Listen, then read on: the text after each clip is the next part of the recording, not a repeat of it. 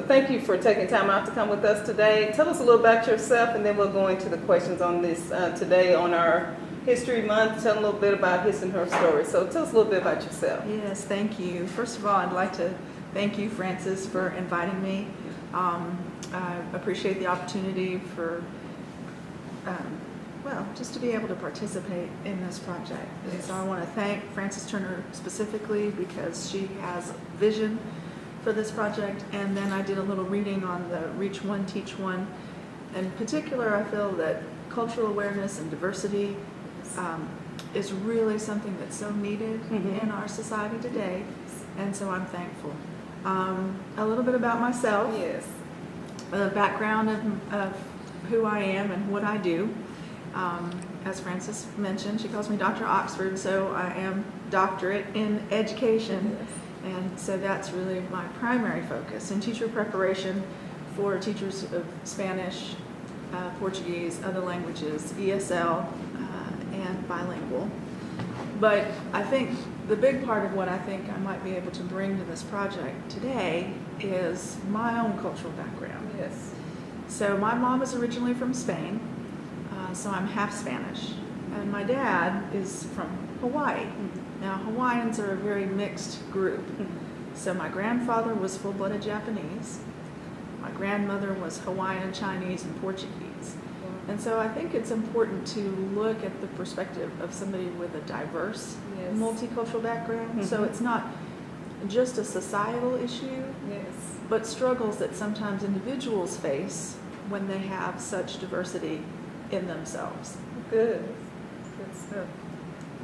Okay, that's good. I like you. I appreciate that. My question is, how did slavery affect your culture? Like you mentioned before, everybody has a story. So give us a little information on, how did that slavery affect your particular culture? Right. So I'm definitely not a historian, and I struggled a little bit with this idea when Ms. Turner first contacted me because of this idea of slavery. It's words are strong. In my profession, words can lift up a person, words can bring down a person.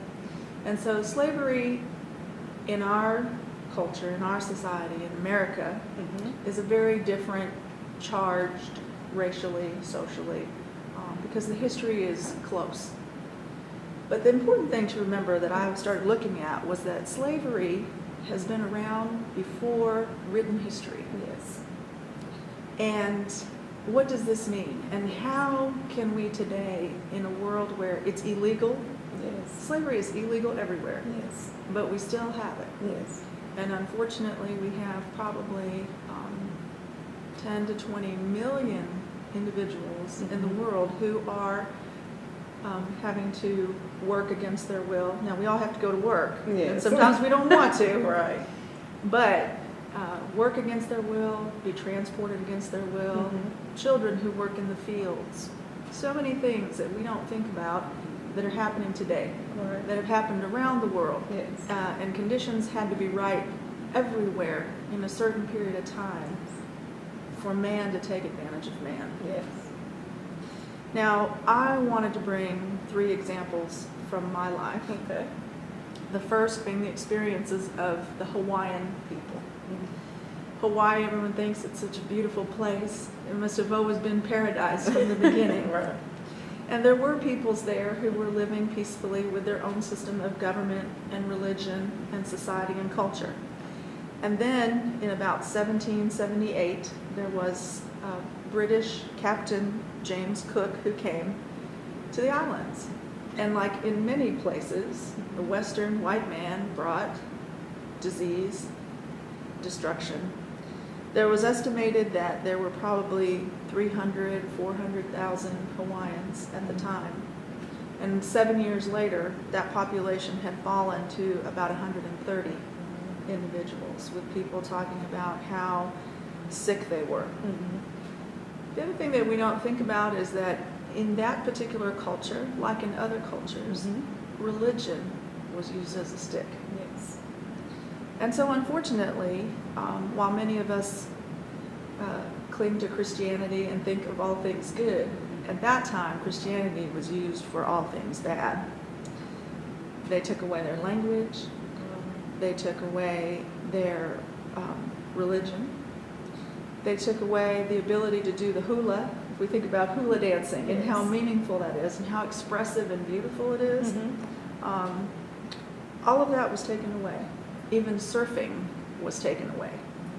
And so this is something that happens, and so sometimes I'm learning a little bit more about that. The other part of my culture, being Japanese, many people are aware of Pearl Harbor, and that is a strong event in our history. As Americans, we all felt that pain even as we grew up later and weren't a part of it. War always has that message. But my family being Japanese, what happened in that period of time was a time where Americans were taken and put in prison for no reason except for the fact they were Japanese. So in Hawaii, that happened less so. So it wasn't my father and my grandmother and my grandparents, but on what we call the mainland, California, my father's uncle, his family, everything taken from them and put in an internment camp, a camp where mostly Japanese Americans were put against their will and kept for a period of time.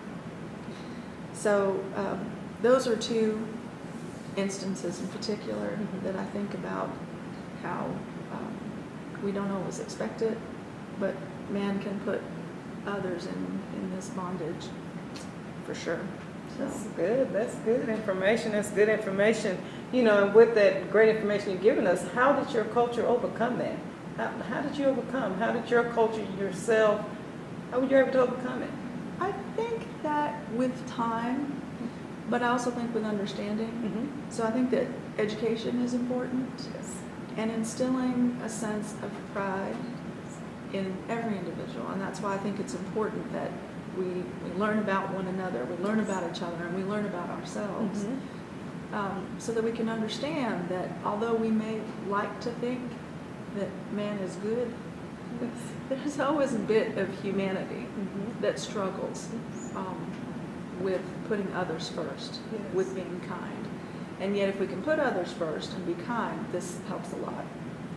I also think that understanding that sometimes people don't mean what they do. They've just been trained. They've been conditioned. So one more story about my family. I was a young girl. We were traveling across the South. My father, of course, being Japanese Hawaiian, has darker skin than my mother, who is from Spain, and unlike the Mexican peoples, is very fair, very white looking.